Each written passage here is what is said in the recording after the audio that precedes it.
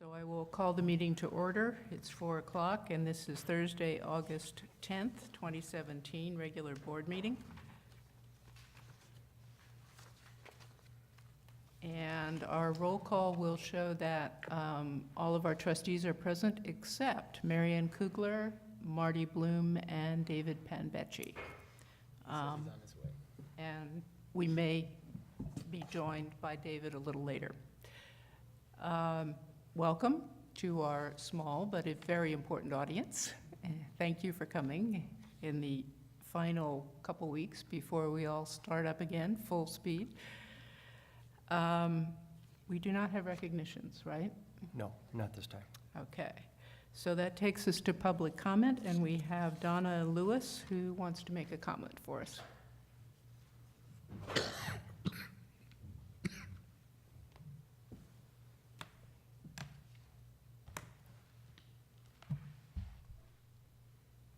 Members of your board, my name is Donna Lewis. I teach in the Administration of Justice program here. And I'm here to raise an issue that has to do with the college's 403B retirement program. Last month, the 403B program custodian, Vanguard, informed employees that have a 403B that it is going to start charging employees $5 a month starting in the fourth quarter of this year. This adds $60 a year to the cost of a 403B.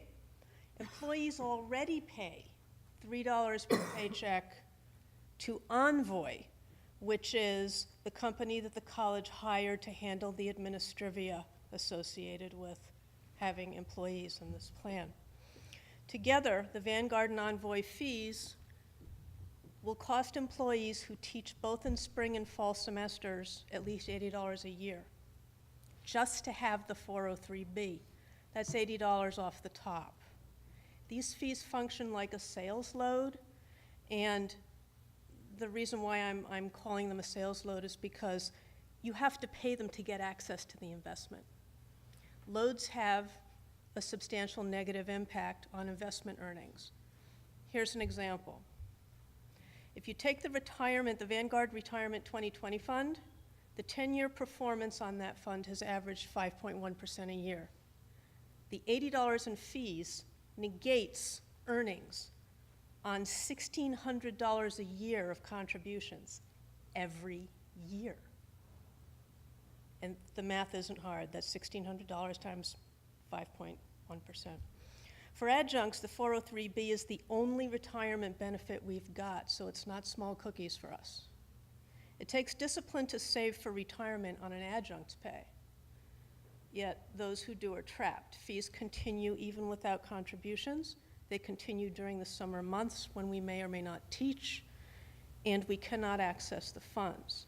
The only way to escape the fees is to quit, which sounds counterproductive.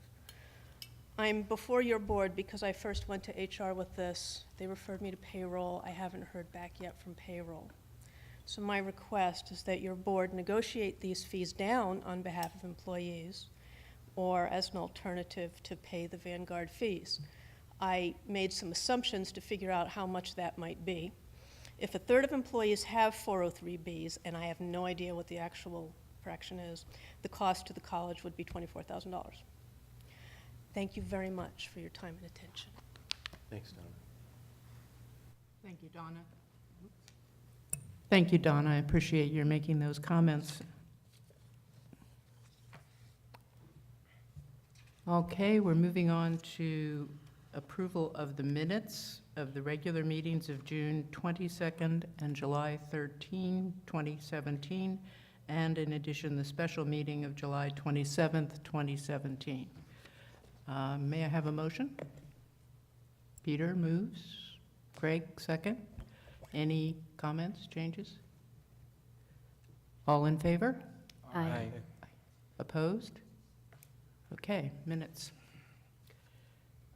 Now, development of the consent agenda. In this case, we're talking personnel matters, items 6.1 through 6.4. Does anyone want to pull any of those? Okay, can I have a motion to approve 6.1 through 6.4? I'll motion to do that. Okay, Jonathan, Craig second. Comments, questions? All in favor? Aye. Opposed? Consent agenda is approved. Moving along, we have the Faculty Association Initial Collective Bargaining Contract Proposal. And what our role here is to take action to receive it, and not anything more. We're not commenting on it, we're just receiving it. So I would suggest a motion to receive the proposal. I'll move to receive. Peter moves, second. Second. Veronica. And all in favor? Aye. Opposed? Okay. Next item, First Amendment to, Can I ask a procedural question? yes, are you on, Mike? Yes, you are. I guess I am. What is the next step in our process for approving this contract? Well, this opens the door. Anthony, you want to comment? Yeah, just briefly, it does open the door for us to be able to move forward. The law requires us to sunshine the proposal from any bargaining unit. In this case, it's the Faculty Association. We'll then put together our opener and present that. We'll then, in good faith, look for common areas of interest, since this is interest-based bargaining, and then move forward with that. Okay. So that'll be the next step, is for us to put together our opener. And we would hear at least once along the way, or as you come to some agreements as a Mhm. board, we would hear. Mhm. So we get our chance to comment. But it's a closed session item. Exactly. Thank you. You bet. Okay. So that takes us to 8.1, the First Amendment to the Superintendent President's Contract. May I have a motion to approve? Jonathan moves, Craig seconds. Any questions? Okay, all in favor of the First Amendment? Aye. Opposed? Okay. And now we get to an item that should take a little longer, which is 8.2, our initial discussion of board goals. And I thought that it would be helpful to ask Anthony to make a couple of comments to sort of start out our thinking and discussion. We have a number of attachments to the agenda, and I'm sure you've all gotten a chance to look at those. Yeah, just a couple comments here. First of all, when we're talking about board goals, I want to remind you to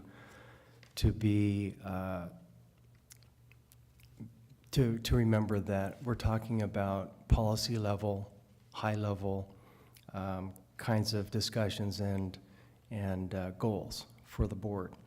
And back to one of our retreats that we had, we talked about the Carver model and the idea that you're a policy board, and because you're a policy board, you're interested in the ends, not the means. So you're interested in, how something would impact the world of the college here, and not specifically how those ends might come about.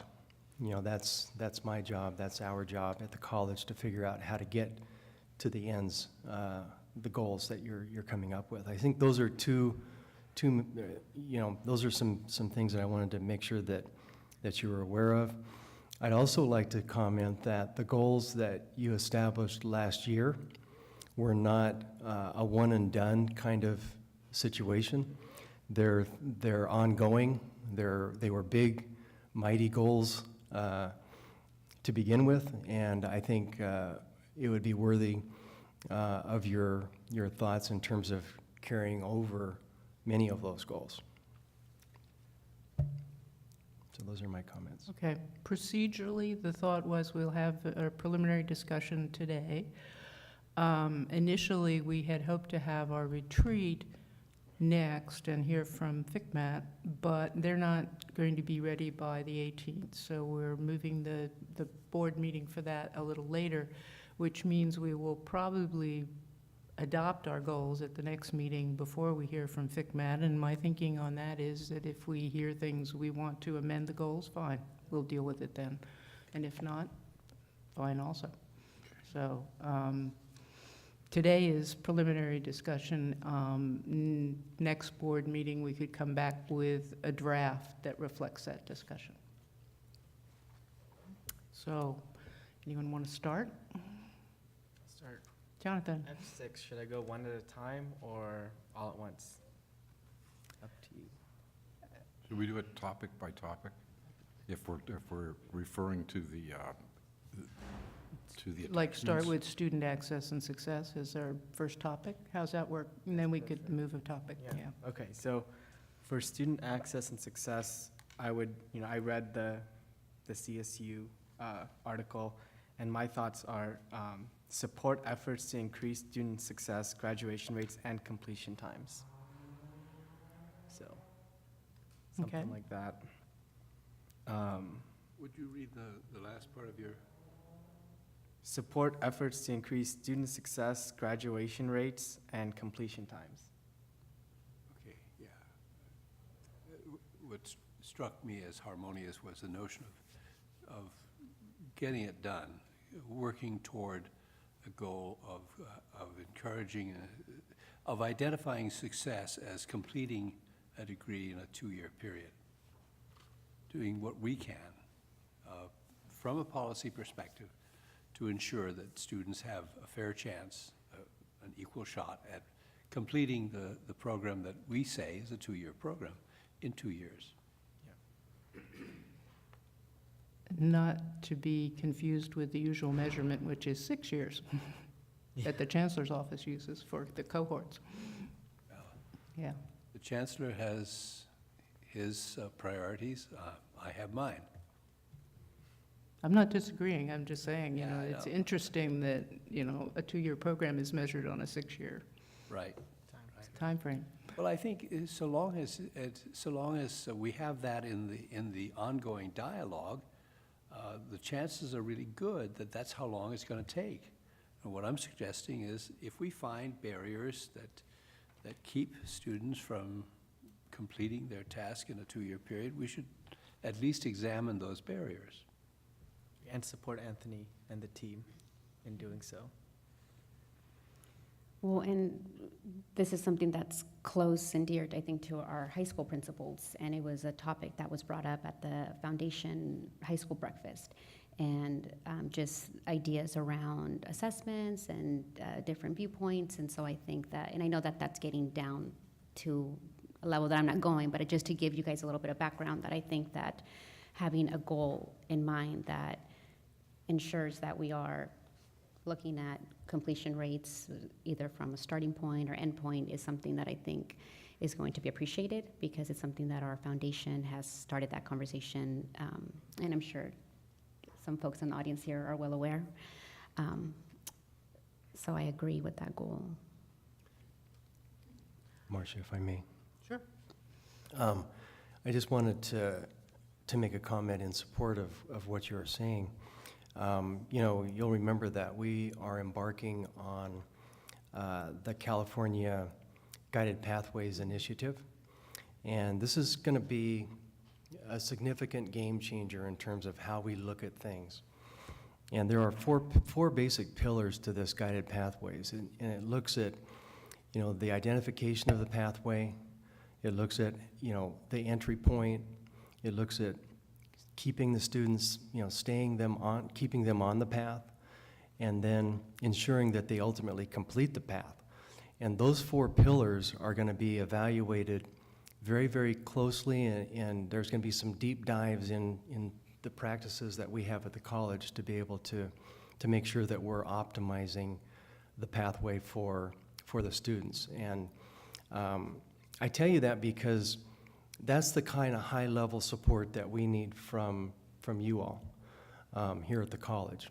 The details of the pillars and all are things that we'll be exploring, you know, in various settings and venues and such. But those really do go to the heart of what it is that are important to you and what you're talking about, Veronica and Jonathan. All right. Thank you, Anthony. I'm glad we're on the same page on this one, and great article. So next thing would be for the housing one, the way to rephrase or to continue it would be continue exploring solutions to ease the effects of the cost and availability of housing on our workforce and students.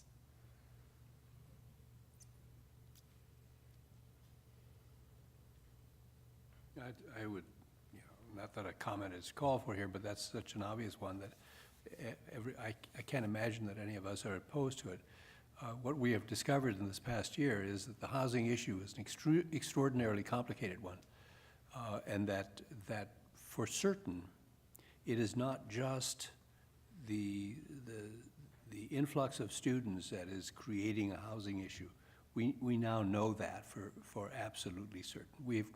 We understand that we are a contributor like so many other sectors of society, and that finding a solution is going to be very complicated, but we should be part of that solution.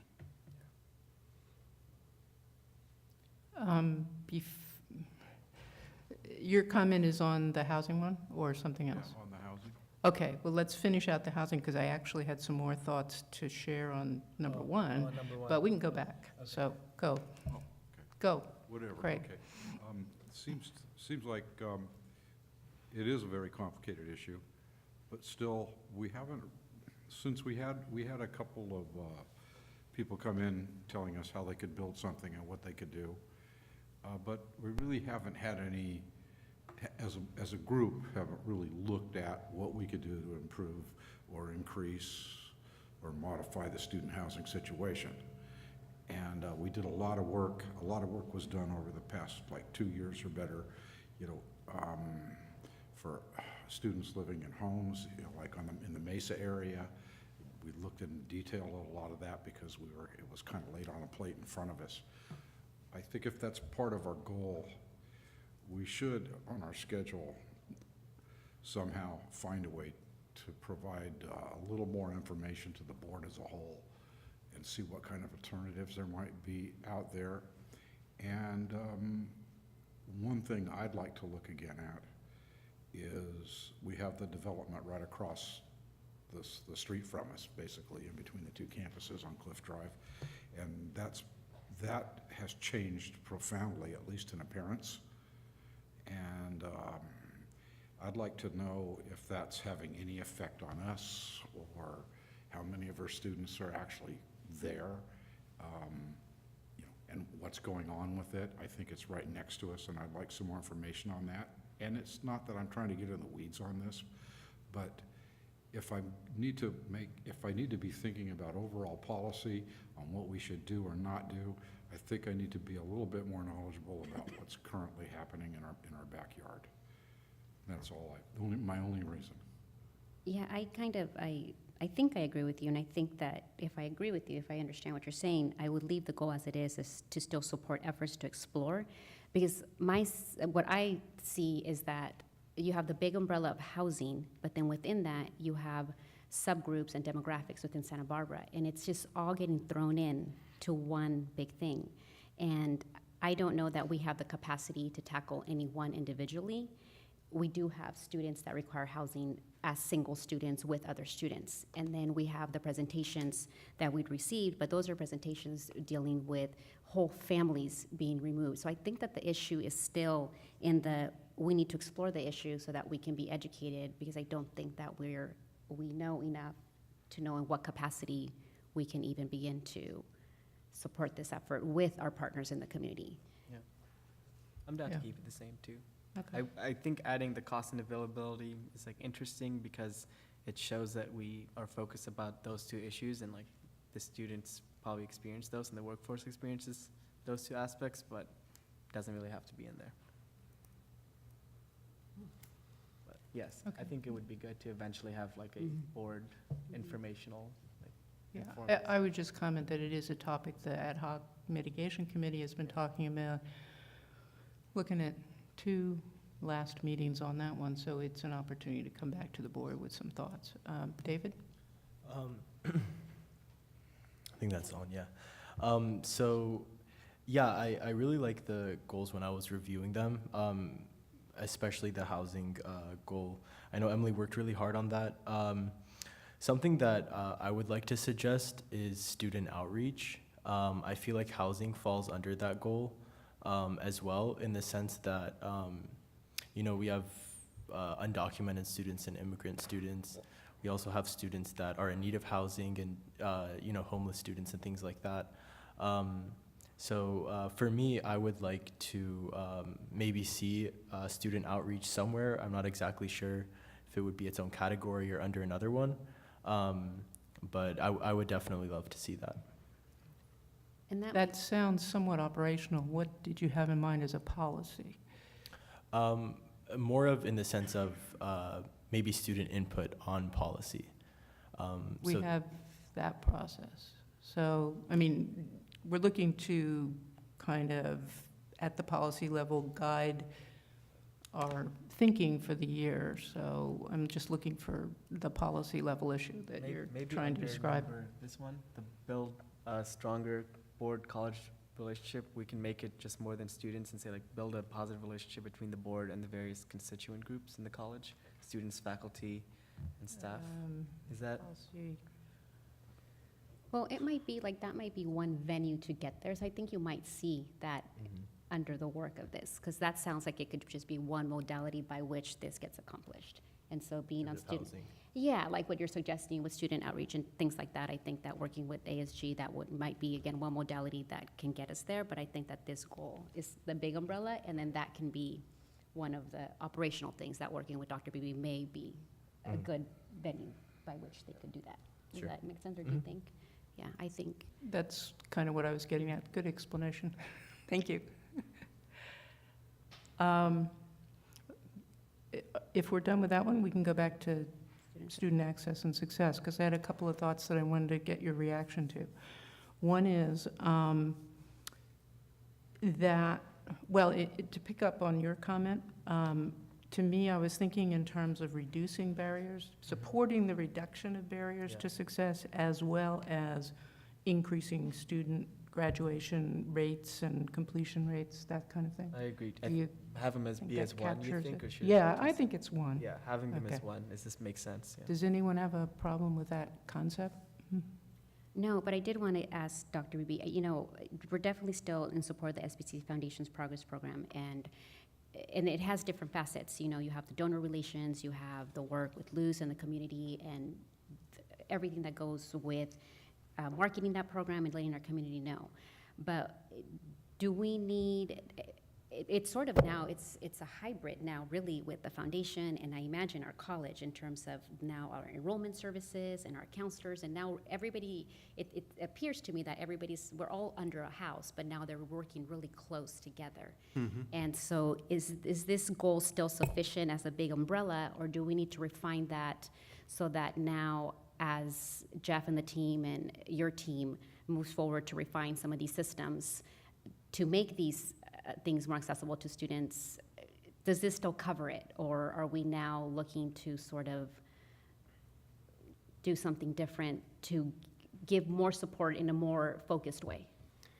You know, I really like what you're saying in terms of systems, because it is about a system. When we first started talking about the Promise program, it was kind of like over here. But as you pointed out, and I know Jeff would say, that the work has really become something of an integrated, blended, braided process, working with the foundation part of it, and then, like you say, all of the student services folks and everything else that's involved with it in order for those students to be successful. And so in some ways, I don't think that this necessarily does say that. I think that we need something in there that talks about more of an integrated systems approach. So you're talking about the first bullet point? yeah. Changing that emphasis a little bit now which in part was an explanation of what the Promise Program was. Now we're past that. Right, and it also includes supplies. I noted here that it's, you know, it is tuition, books, and supplies, and I was Yeah. thinking we'd probably want to add supplies as well. It's all three of those, because sometimes supplies can, depending on the class, can be quite significant. Okay. Yeah, I was thinking, just to kind of make sure we cover it, that the other bullets, supporting expansion of non-credit, that's ongoing. Supporting the foundation, certainly ongoing. Encourage and support innovation for student educational access. That one could continue to stand alone and add what we've been talking about.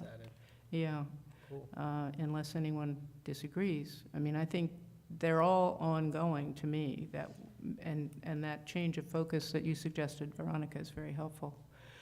Another one that I thought of was support for building our CTE programs. That is an element clearly in the handout materials, the focus of the state, adding more money to that. CTE programs hopefully designed to lead to jobs. I mean, we're not talking about just because, we're talking about thinking about what our local needs are, working with local businesses, so all those sort of things that you, Anthony, would be thinking about to implement that. So would that be a helpful goal to support building that program? It would be a helpful goal. You know, many times I think the CTE programs here are kind of unsung heroes in some ways. I mean, they do some phenomenal work, whether you're talking about the marine diving program or auto tech or the RN program, whatever it may be. I mean, we have some phenomenal programs with that, with CTE that I think need some support, and your support as a board would certainly be helpful in that direction. Any comments on that? Mary Ann? I wondered, I don't know a lot about the CTE program here, so I may be completely wrong, but in many places, the CTE program is completely disengaged from the development of other parts of the academic experience. That is, people in the CTE program, many of them have not actually completed an academic program, other than graduating from high school, of course. Some of them are, on the other hand, very well educated. And I'm wondering if we do anything about making sure that CTE students know the options in the regular academic program and the advantages of having both. You know, we've got Priscilla here, who represents the Academic Senate, Yes. would know whether or not, you know, the CTE folks or faculty are integrated in that thought process, and I know that she would say yes, they are. In terms of, it sounds like you're almost talking about marketing in some ways, student That's- awareness. That's what I was about- thinking about. Thank you. About different Yes. pathways Exactly. and options that they may have related to CTE programs. You know, it used to be, and this is just terrible, I can't believe we used to use this kind of language, but we used to call the CTE programs a terminal degree program. That, you know, that there was some kind of, that was the end. I mean, you go through that and it's. No more. Yeah, no more. I mean, there's no other options, but we know that's not true. We know that's really just the beginning. I mean, you can go through whatever kind of program we have and go on to whatever level you'd like to. And I think that what you're saying, Dr. Kugler, is absolutely correct in terms of we need to make sure that the students understand that. And again, I go back to the Guided Pathways program initiative that we're embarking upon here, because I think that's going to help open up, you know, different ideas and options for students in terms of how we think about it, how we market it, how we talk about it. So maybe one of the goals might be supporting, I mean, it would have to be high level, but supporting kind of the communications of CTE or awareness of CTE programs. in some way or another. Okay. So not only building more of them, but awareness and integration with our other programs. I think you put your finger on potentially a problem for us, and that is, do we know enough about what we are doing about CTE to say we want to be supportive, more or less supportive? Whenever we use the term support, we're really talking about the allocation of resources. And what we do know about resources is that it's not infinite. So at each time we make a judgment about supporting this, we're potentially also making a judgment about withdrawing support from that. And so the more we can be educated about what is happening in CTE, I think that would be more meaningful for us in terms of creating a goal that says, this is what we support. I think we talked at our previous retreat about the full spectrum community college, and CTE is, part of that full spectrum. Right. So we have a broad, highest level kind of support going on, but you're right, we haven't specifically heard about those programs all that much. I mean, each one of our goals has a translator out there somewhere. We say that we support the SBCC Foundation. What does that mean? I mean, I am a contributor, and is that what it means? If so, I would like to have us translate it at the appropriate time. But in this particular case, I think it's awareness, and we may just not know enough to say, yeah, that's a goal. We can say learn more about it in the goal. Like that could be a part of a goal, is learn more about how to support. Yeah. I mean, it's clear the state has set it as a goal, and for us to expand these programs, to expand awareness of these programs, and to focus them on jobs, because the state has added more money, significantly more money to it, and said, we're overlooking here an important aspect of our future. And it's justified. I mean, when the state makes such judgments, it's the result of a study that says, here is the translation, once again, between what we're doing now and the creation of jobs and job placement for future students. So I think it's all important. So,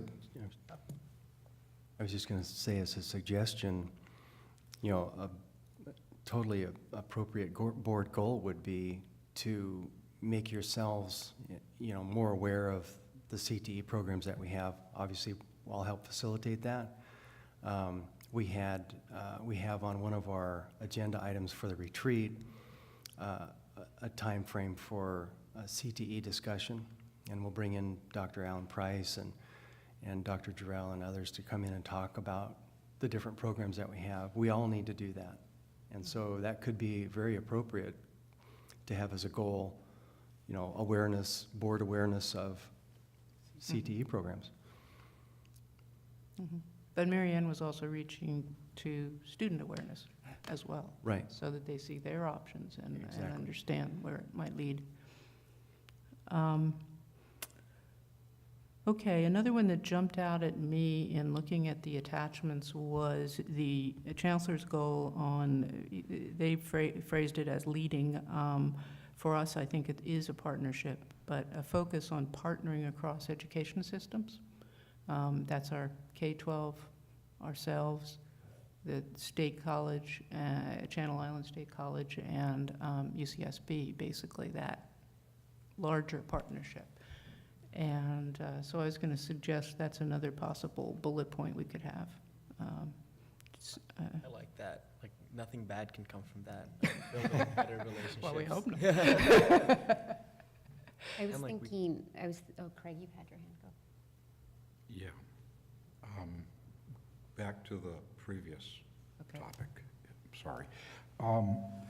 Seems like it's two facets to me. It's like, what resources do we have, and how can we, what is the goal to find some way to allocate more resources to it? Or what we really need, we need that, and we also need, and you were talking a lot about making ourselves more aware of the CTE programs. Well, one of the things that's our president here is doing, one of his efforts is, we've been working on trying to increase community feedback, to improve our public relations. And our public relations are, I like to think of it more like public communications, because it's a two-way thing. We can learn an awful lot, and we need to discover, what the current and new needs that are developing out there in our community are, so that we can address them. And through that, we could probably increase our CTE enrollments. It's all just a big puzzle. It's all a big puzzle with a lot of pieces. But I really think that the core things that make it possible to improve is the community relations, our interaction in the whole community, not just the elementary, high school, other school districts, but the employers in our district and the residents of our district, what they're looking for, and it all ties into a package. So the improvement of communications, I think we have to keep in mind, is pretty much tied to these goals. If you want to affect student housing, improve that. If we want to improve the CTE, and maybe it doesn't need to be improved, but I think the community relations can point the way. Instead of us telling the community what they need, it might be better served to listen to the community. They'll tell us if we listen hard enough. That was my whole point that I wanted to get off my chest. So it kind of just goes with that third bullet under community focus, and sort of refining that and moving on with that same idea of marketing and that. Yes. So we kind of already have that. Yeah. Thinking similar to what you were saying, Marcia, and because I was looking at the second bullet under community focus, support institutional community partnerships and educational programs, and when we look at this again, when you do your board evaluation, you think it's kind of silly because I think, well, I didn't do any of this, but you see this great fruit of all this amazing work, and so I'll tell you what I see, and I see these amazing partnerships now going all the way down to the junior high with the peak and that momentum that's picked up, and the Women's Fund now giving even more money, and then that PD 100 class that now the college is teaching now down at the middle school level, that's now expanding to all the high schools. That type of very focused effort, I think, is having a lot of impact and a lot of fruit in the community. And I think it falls under that, and I don't know, I wouldn't want to, that's just kind of what you guys did with these goals. But do we need something more specific to further support that partnership with our students, or leaving that as it stands will be enough because you guys are already doing a lot of this work, especially with offering, now you guys are offering the course all the way at the middle school level, which is huge. We were barely trying to get the high school one. Mm-hmm. And this is in addition to continue to support all our wonderful academies, which our parents absolutely love. We've got kids starting as sophomores in college because of our academies, and so that is amazing. I think we've always had a lot of support around that. Of course, all those academies have taken on their own shape, and now they have their own parent boards, and so that kind of runs with that. But then you have more of that at-risk student, which is in our peaks, and that population of students. And so how do you think we need to do we keep this goal, or should we focus on something a little bit more specific? Well, I was just going to say, I did look at that goal when I was thinking about this, and it didn't quite match up, but I do see that if you moved, like, support partnering, and then you mentioned educational institutions, community institutions, which can be your foundations and your nonprofits, and the development of educational programs, then I think, with a little moving around, it encompasses both or all of the above. But to me, I wasn't reading in that much about partnering with our fellow educational institutions. What do you think, Anthony? David said something earlier that I can't seem to quite forget about. I think it's an important thing, and I don't want to lose it. And it might tie in here. And it kind of has to do with more special populations. You know, it might have to do with institutional partnering and educational programs for, you know, at-risk students, for disabled students, for vets, for underprivileged students, for some of those kind of special populations that need some extra partnering and help from, you know, more than what we're doing. That could be something that we could approach from, you know, cross-institutional kind of perspective. I'm not sure necessarily that bullet point gets to anything like that, but I'm just throwing that out as an idea. I mean, I like the idea of ages 0 through life. I think that's quite a statement. Well, why don't we try expanding this to capture some of these ideas? We're going to bring it back in draft anyway, so. Yeah. So are we on community focus now? Yeah, we kind of skipped fiscal, but go. This is somewhat related, and it's inspired from the one of the meetings we had in the ad hoc committee, but something about supporting county-wide educational and workforce needs, like supporting investigation into how the college can meet those. You know what I'm saying? Workforce needs, Yeah. yeah, okay. That certainly ties in directly with the career technical education emphasis that we're talking about adding here. Right. And also, I think it relates to our career skills efforts, because some of the workforce needs have been some of those very basic skills. Mm-hmm. Yeah. How would we word that? I mean, if we begin the sentence with support, does it render the statement relatively meaningless?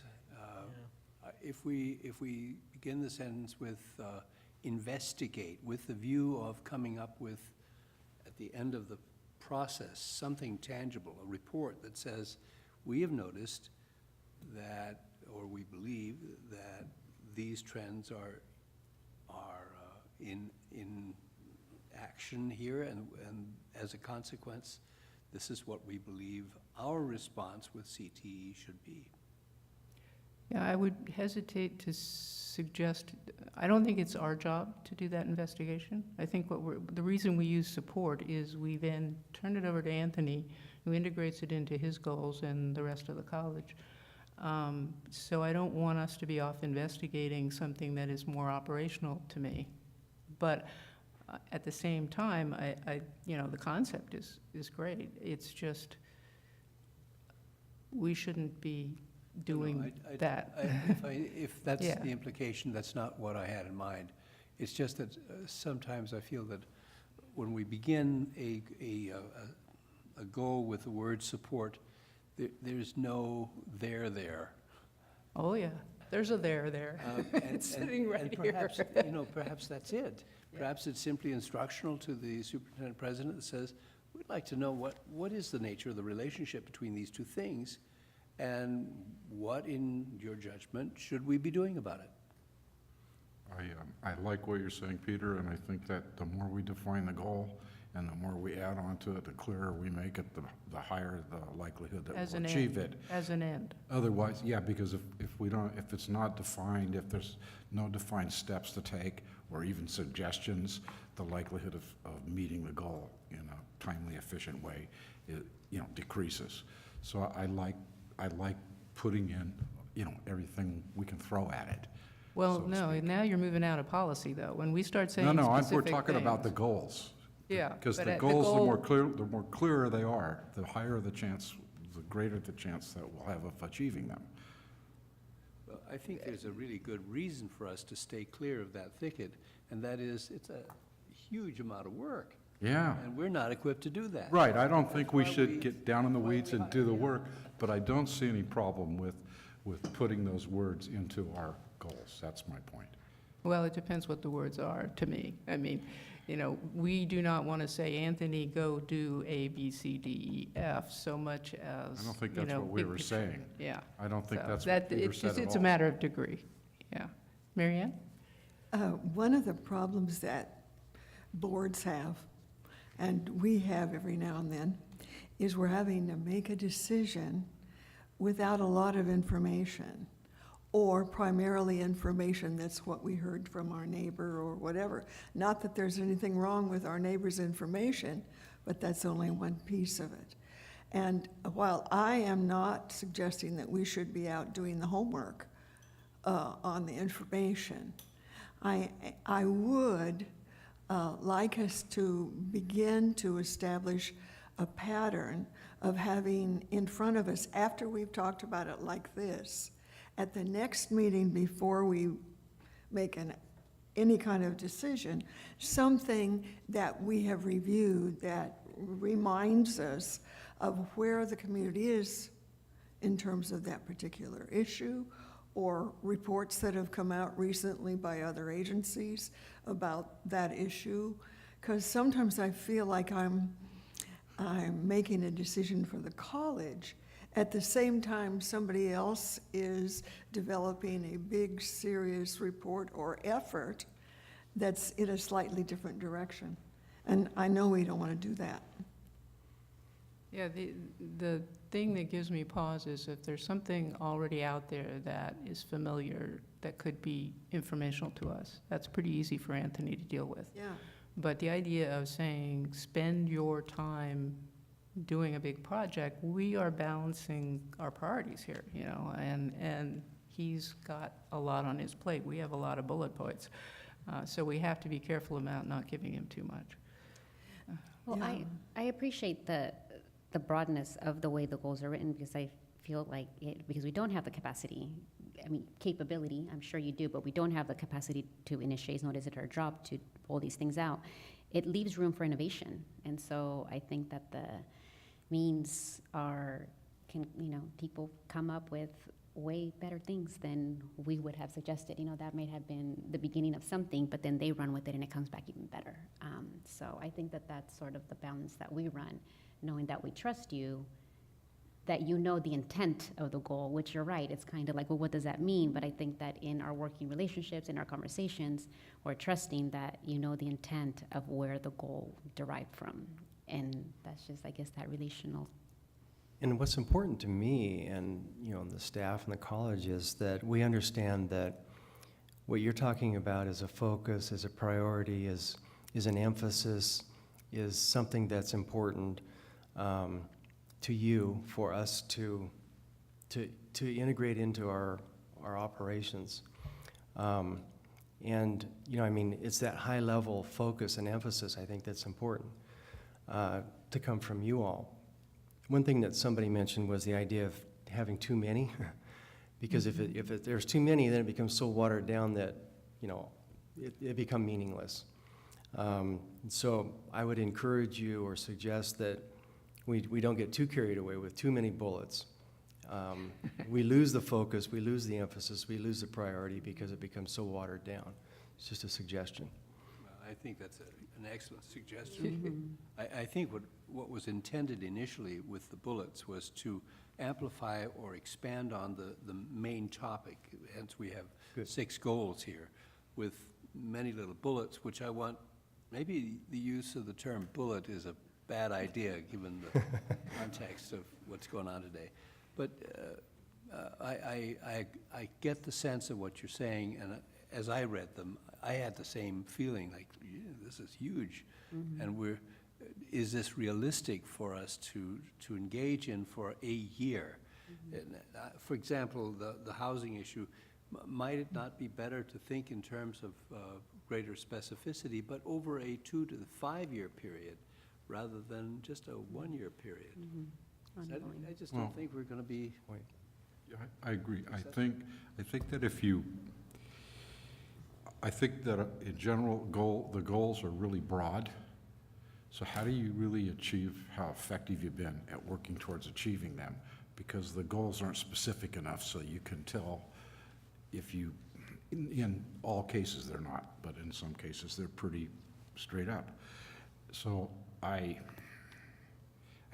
think the best thing we could do about it is to talk about it and to review the goals on a regular basis and bring them up one at a time and discuss them a little bit and keep it clear in everybody's mind. because otherwise, some of the goals can be, every one of us might have a slightly different view on how important what facet of that goal is. And I don't know, I can't tell. It's like, okay, we have these goals, and whether we achieve them or not, nobody's ever going to be able to tell, because the goals are so broad, we can't measure our success in some cases. That's kind of my fear, is going too far by not having all the bullet points. Well, Well, oh, sorry. Yeah, we self-evaluate, and I think that we felt pretty good about where we were moving this year. And I also think that, you know, we evaluate our superintendent president as well, and his goals are derived from ours. So I'm not too uncomfortable with what I'm trying to get at is that balance of high-level policy statement, and then we don't know the answers. We don't know the operational answers. That is for Anthony and the college to figure out and talk about, and come back to us, as we've discussed, with, you know, the information along the way. You know, and you may have a goal that is just not realistic. I'm going to come back and tell you, this isn't realistic. You know, I mean, the feedback that I get from folks at the college, just on goals that we ultimately come up with as a draft, and we're looking at, you know, we may end up coming up with something that's just not going to work for us.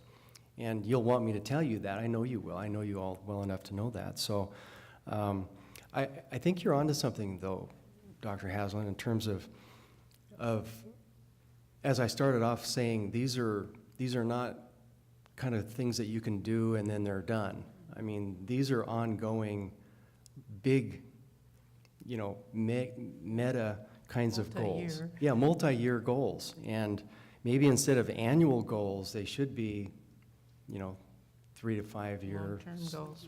2 to 3 years, something like that, but longer term, reviewed annually, of course, to see where we are, check in, as Trustee Nielsen's saying, to see where we are on these things. But, you know, I think annual is just, it's not a long enough time frame given the magnitude of these goals. I Well, concur. consistent with the too many, we could delete under build stronger board-college relationship, supporting the development of a unifying college vision. I mean, there is a vision done. Granted, it needs to be implemented and all of that, but does it need to remain a goal? It could be dropped at Yeah, this that point. could be dropped. So we can, I mean, you know, Marcia, we hear, I mean, all of us, you know, it's, oh, I don't know enough about that or this. And I mean, and that doesn't require Dr. Beebe. I mean, but a board goal of just ongoing trustee education. I think that is appropriate. Trustee education, that we have, that it is our goal that we educate ourselves on all these issues. Yes, we could benefit from a report, but there's also Google. And so like, just maximize what's there so that you build up background knowledge so that you come a little bit more informed, and then your discussions or your questions are a little bit more targeted. I think that is appropriate. And then in terms of, you know, saying, oh, sometimes we have board meetings, how did that go? We could just have a shift in our practice. At one conference Marianne and I went to, they were talking about, at the end of every meeting, they ended their meeting with highlighting what on the agenda supported what goals. And it sort of kept everybody on the ends. And so it kept everybody at the policy level. And so then you weren't, yes, I know we're all fascinated by the consent agenda and what's going on, but like, okay, do I care about trash cans? Yes, but no.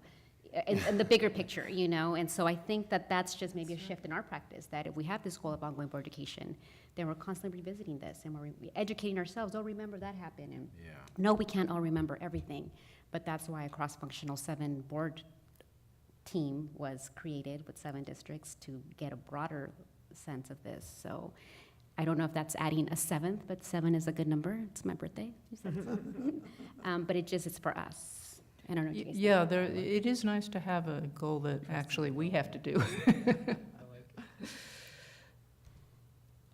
Accreditation, there needs to be an update. We're supporting submission of the midterm, and there's a due date for that.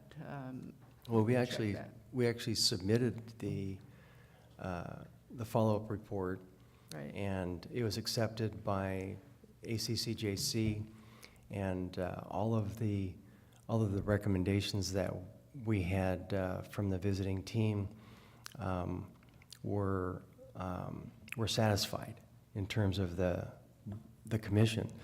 And so at this point, we don't have any further reports, so we could actually take that off.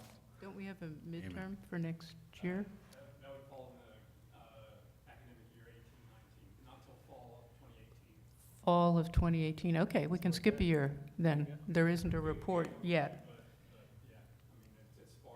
Formal reports. Okay, cool. We can drop that one for this year.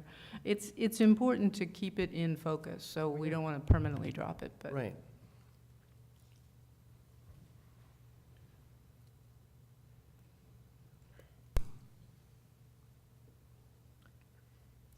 Marcia, you have a hand up and a hand up. David, and then Jonathan? Yeah, just to go back a few minutes, I totally understand the frustration coming from Peter and Craig regarding the goals maybe not being specific enough. I'm not really sure what support the SBCC Foundation means specifically. I mean, the SBCC Foundation is great, but so I guess I kind of do understand that. And I guess I'd like to tie that in with something else, which is that even, I mean, in my view, even if the board goals aren't, let's say, reachable, I think that maybe we could still aim for them. I mean, falling short, I don't think is necessarily such a bad thing if we aim high. And so given that, just regarding housing and things like that, maybe we could start saying contribute to a plan. We don't necessarily have to fix the issue of housing in Santa Barbara, but we could contribute, along with the city and different institutions, we could contribute to a plan and work together.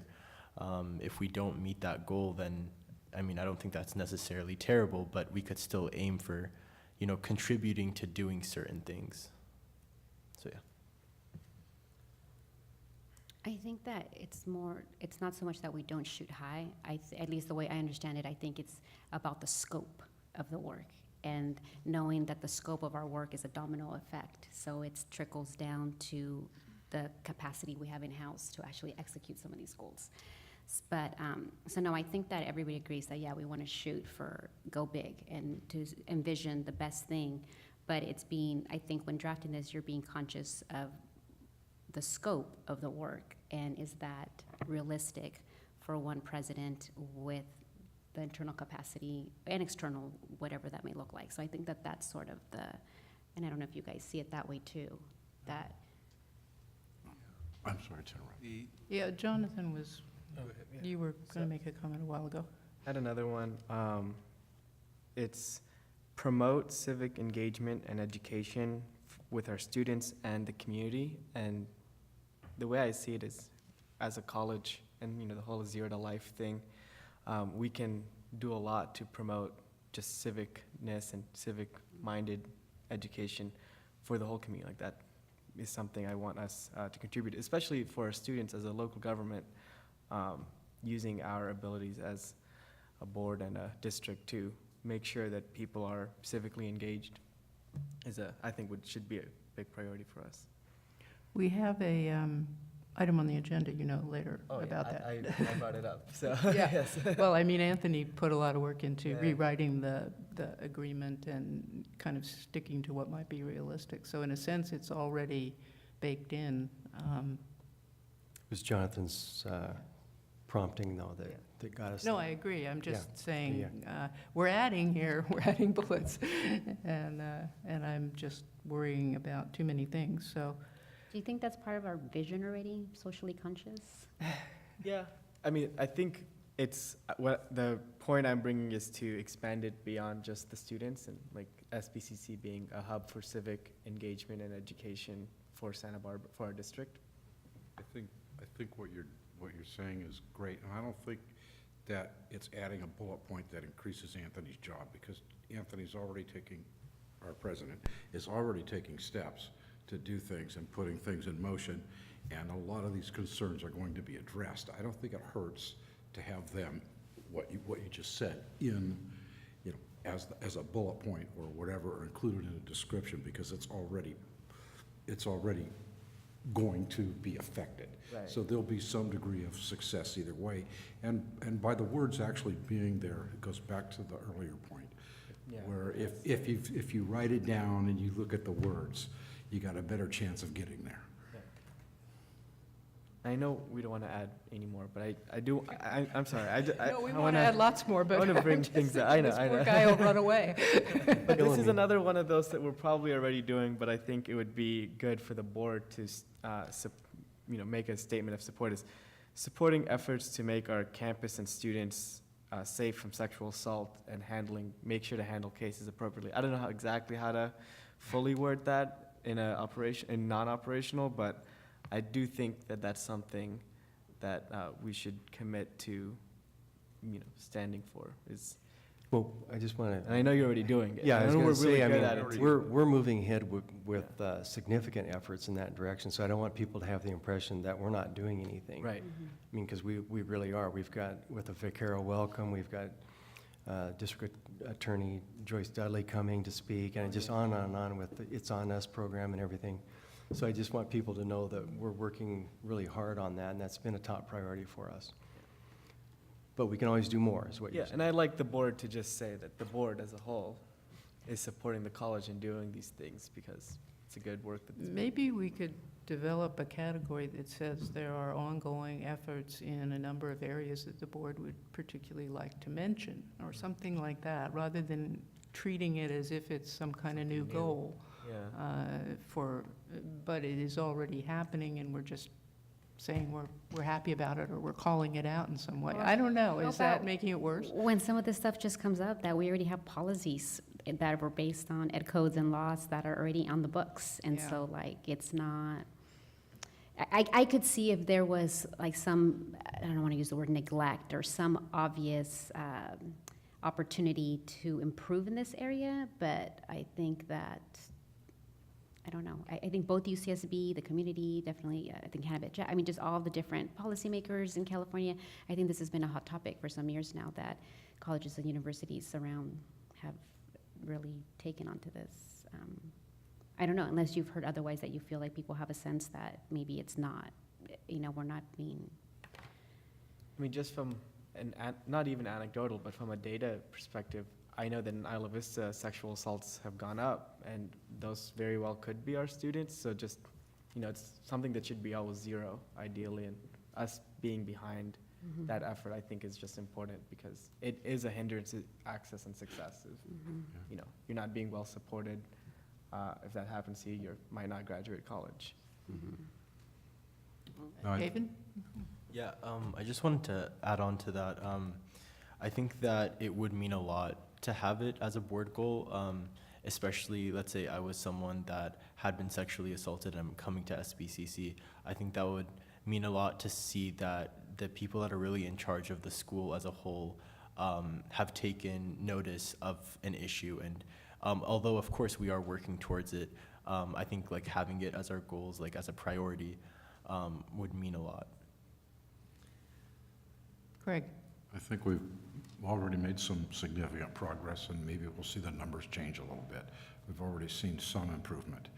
And I think the biggest thing I see here, there's like an echo going on. No, that's not the biggest thing, but there is. It's not me, okay. There seems to be a much improved state currently in the relationship with the administration and this board, and are being a little bit better informed, led a little bit better, and avenues of communications. And we've made huge progress from where we were like a year and a half, 2 years ago. It's really coming about well. And so one of the goals that we should probably have on our list is to make sure that we monitor the status of our communications and our openness. And I don't know how to measure that, or I would have written down a way, but it's paramount that we pay attention to this, because I think if the board had have paid more attention to it like 4 and 5 years ago, there are certain processes that would have been easier. And I'd like, and so what the end goal is not to repeat previous mistakes, even though they may have been minor, but still they had repercussions. So the goal is to maintain that level of communications and openness so that there's nothing closed off. And that we are not having that problem now. My concern is that we don't develop it again. Well, we have the item 4, build a stronger board-college relationship. To me, it's strong now, not stronger perhaps. So you just. And we something have like in bullets the that speak maintenance to in these that. things. So I'm not, you know, except for the one about division, I haven't dropped anything yet. Okay. And accreditation, we can drop that one. Which is, I guess, why it's making me feel like we're adding on a lot, because there are many bullets here, as we started out saying, that continue on.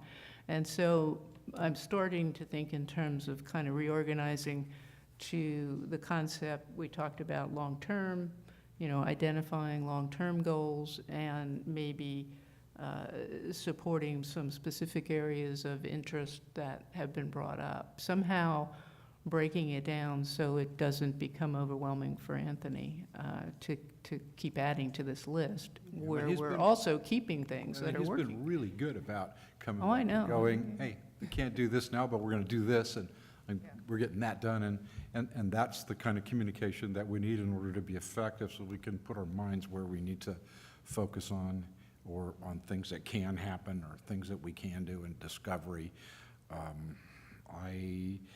No matter how we write these goals, no matter how we do it, the fact is that we at least have goals. So I'm not too upset about one version or the other. I like specifics because I just know that if you put it down and it's specific, you got a good shot at getting there.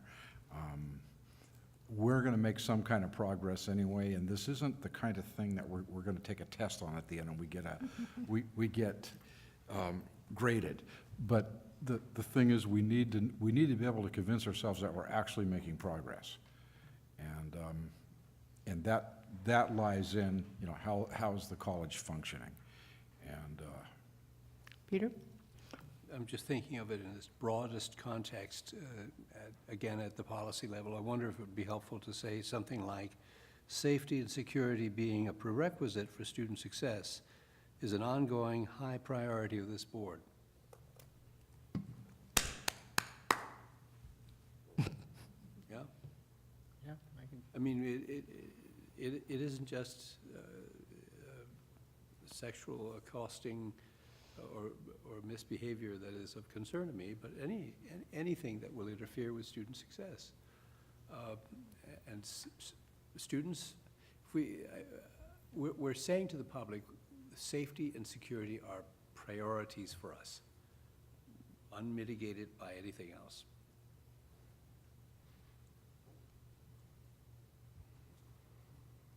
To a certain extent, that goes to, Marcia, I think your comment about removing barriers, you know, for student success.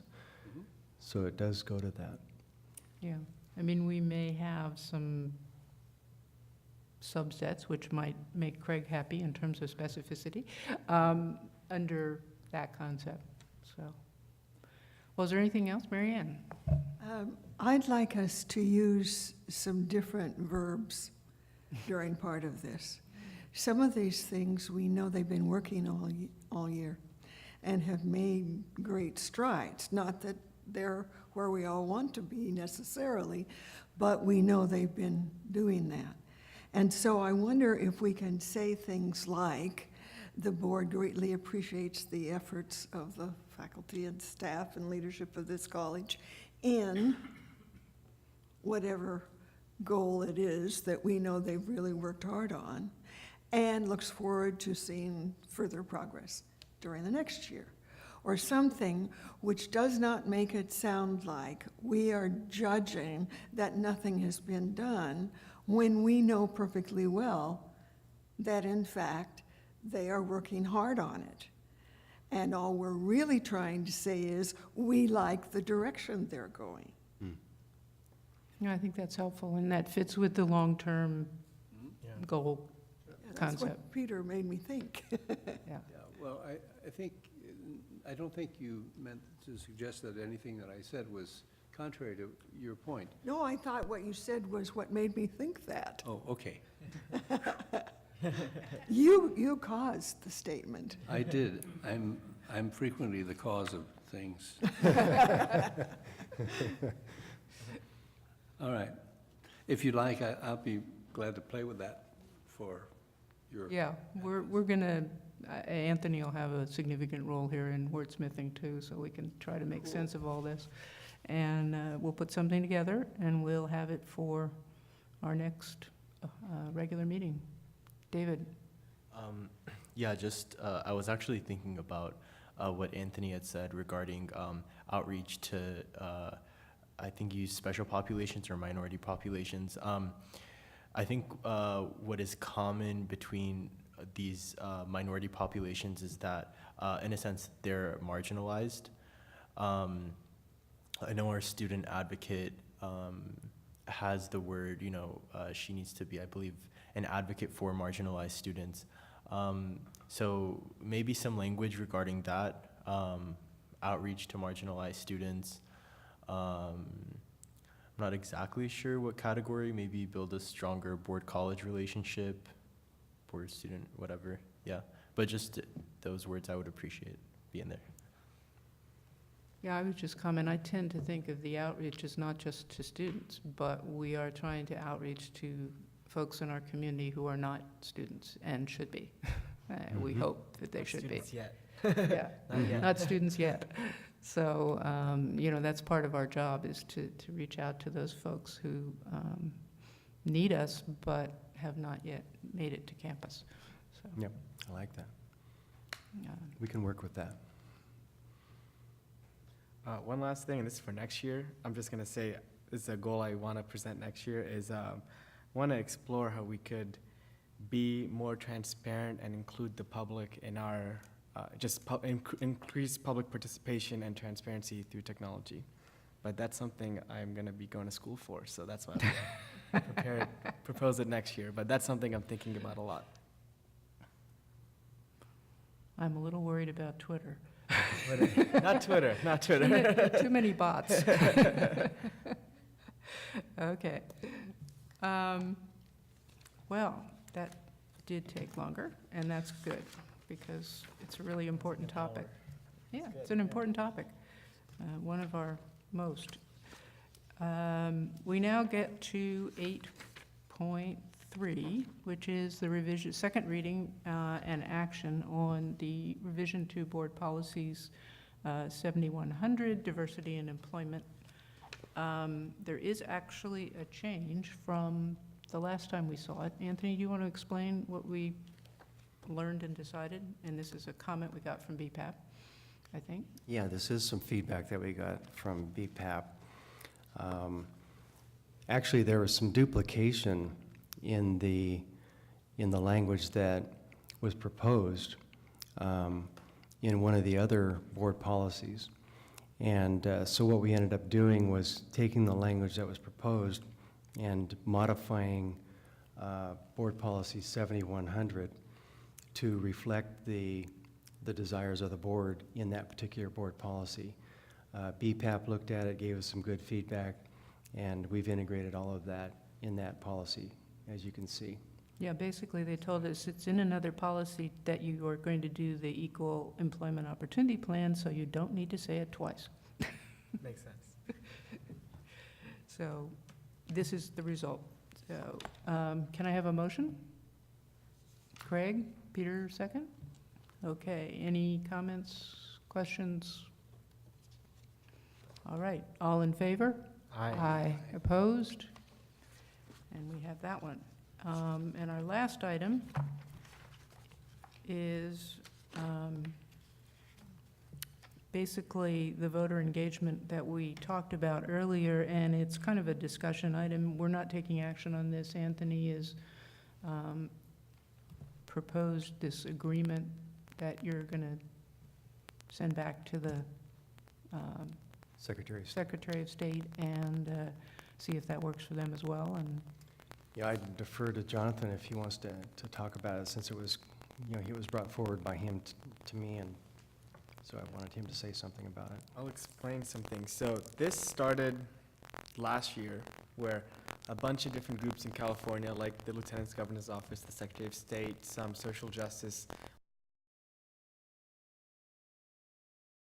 Student Votes Project, and last year they got the UC and CSU to sign this MOU with them, and the Board of Governors of the community college system passed a resolution in support, but I guess they can't sign an MOU on behalf of all of us. So the only other community college then that passed a MOU or that signed this was Santa Monica College last year. So we would be the second one. So that's really exciting that we're the second community college in California to make this commitment with the Secretary of State to increase voter engagement. About the MOU itself, and yeah, so Anthony, adapted it to what we can do and what our needs are, but for the most part, the MOU is based off of, the Secretary of State based the MOU off of what UCSB historically did.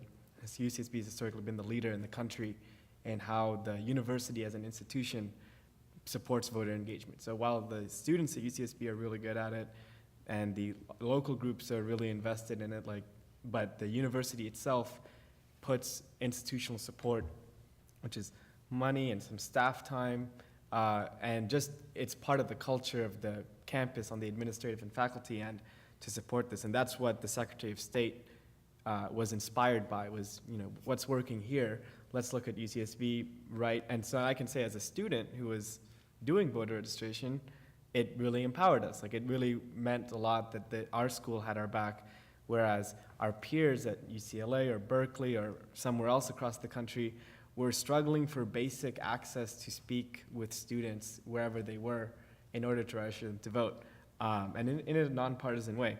So I think it's really cool that the Secretary of State went and found, the model, made an MOU based off of it, and we get to be the second community college who implements it. So we get to be a leader in this. And I think this is a really big part of our vision, that we promote a culture of civic engagement. And I think we get them started early, we'll get them for life. So I'm really happy this is here. And thank you, Anthony, for getting it ready for us. Yeah, I have some comments about this. I don't know if you all have had a chance to read Robert Putnam's book, Bowling Alone. It's fascinating because the whole idea that he brings forth is that there's been a significant decrease in social engagement over the last few decades. People are not participating in social clubs, they're not engaging themselves in volunteer organizations and service clubs as much as they were in years past. And along with all of that has to do with civic engagement and voter participation. And it really is a nonpartisan effort that we're talking about here, and I want to make sure that we stress that because it's not proper for us to take a position one way or the other or promote anything one way or the other. But the Higher Education Act Amendment of 1998 specifically requires that educational institutions provide information to students on the voter registration process. And so that, in a nonpartisan way, I want to make sure we stress that. And I made sure that the document reflected, what I'm talking about in terms of it being nonpartisan. That has to be a critical element of all of this in my mind. But the idea of, if you talk to folks on either side of the aisle, you get a reaction in terms of voter participation it's needed. The numbers are not where any of us are satisfied with in terms of voter participation, and so that's really kind of the goal, is to get civic engagement, get students to be more involved in the process, and get them signed up to register to vote. Those are my comments.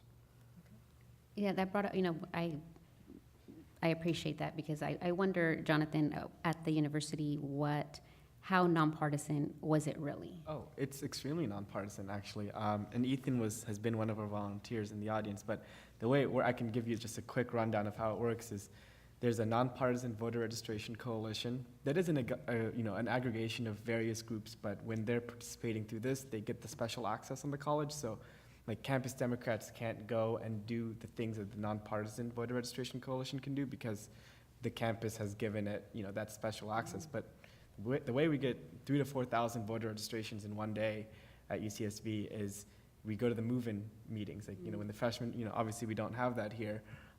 But I'm sure we have an analogy of it here that we can, implement with ASG. But basically, associated students and the Office of Student Life and the political groups on campus get together, get some volunteers, go to the floor meetings for the freshmen. It's just part of the program saying, oh, this is what you got to do this, you got to do this, you got to do this. Also, you got to register to vote. And it's not completely nonpartisan. We just stress how important it is, et cetera, et cetera. But we get them registered and know that when you write down who checked out the card and who turned it back into county elections, it's the Voter Registration Coalition. The cards are scanned and only kept by the Voter Registration Coalition, like they don't go to any party. I mean, they can be used when it's public data later, but it's 100% nonpartisan. Like we would have been able to continue doing it if it had not been nonpartisan, and we're under so much scrutiny always when we do it. And I've been doing it since I was a freshman, before I was involved in any political groups. It's been helping out with this, and like it got done to me when I was a freshman, extremely nonpartisan, and it's part of the culture. Like it builds that civic culture, and that's why UCSB and Isla Vista, 13,000 people voted last year, highest in the country, every presidential year in a row. So it is very nonpartisan. The other thing that I think is important, and we haven't had a chance to talk about this, but when I've done this in the past, I've worked with nonpartisan groups like the League for Women Voters and groups like that can help with the outreach effort, because we don't have the resources necessarily, but we can leverage what they're already doing to help with this. And some of those kind of organizations that are already in the community here. Yeah. Peter? Well, I think this is entirely consistent with our mission. It talks about us becoming globally responsible. But I would want to emphasize that voter registration is only one element of civic engagement. Mm-hmm. Lots of people vote. There was even an editorial in Time magazine one year, and the editorial urged people not to vote. Because if you don't know what the issues are, stay home. That was essentially the argument, and it certainly caught my attention. And this is an educational institution where we teach about this stuff, and I think it would be interesting to engage the faculty in an ongoing conversation about how do you do this, not just voter registration, but how do you actually engage students in thinking about why this first sentence in the second paragraph is so important,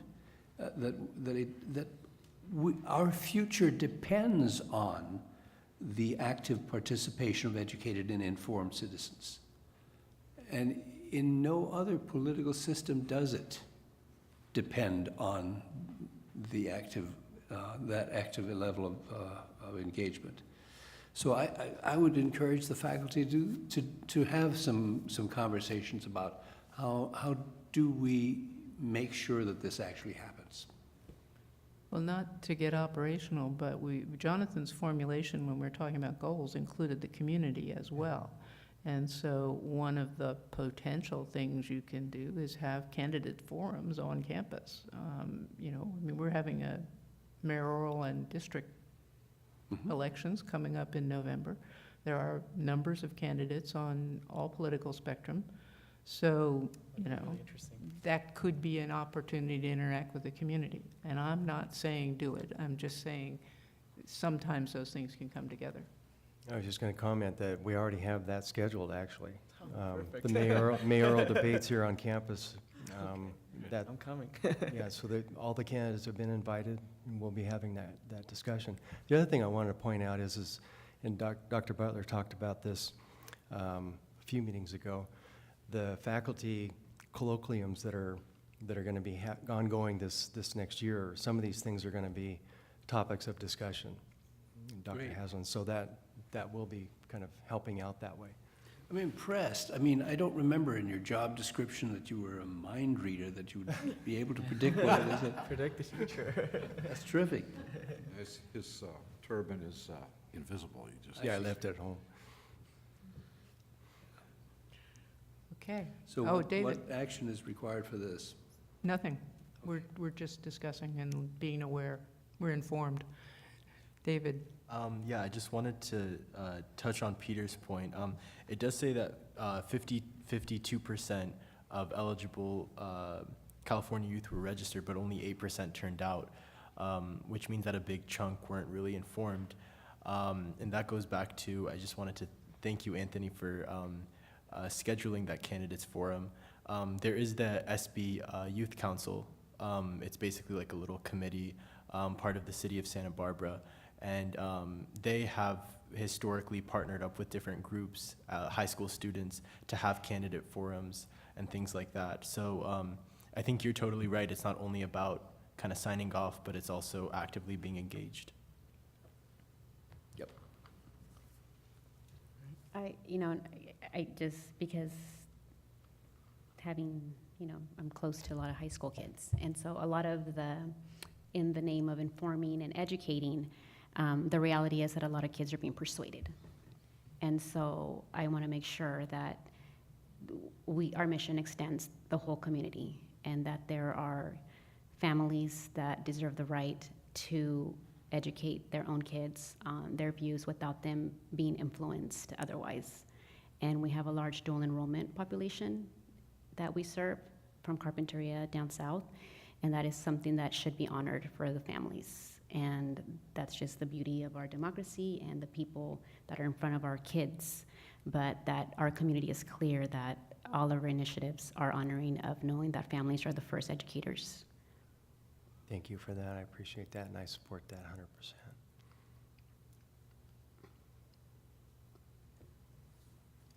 100%. Okay. I think that a good discussion, and thanks, everyone. And we will see you on the 24th, is it? The next board meeting? Okay. Could we, just because I happened to attend a birthday party for a faculty member not long ago, actually it was just over the weekend, Professor Emeritus Robert Kassir turned 91 and sends his greetings to the campus community. He had a lively birthday party, complete with cake. So we can adjourn with a happy birthday to Professor Kassir. Happy birthday. We'll just hear about the cake. Okay. Good luck. It creeped up. Yeah, I bet, yeah.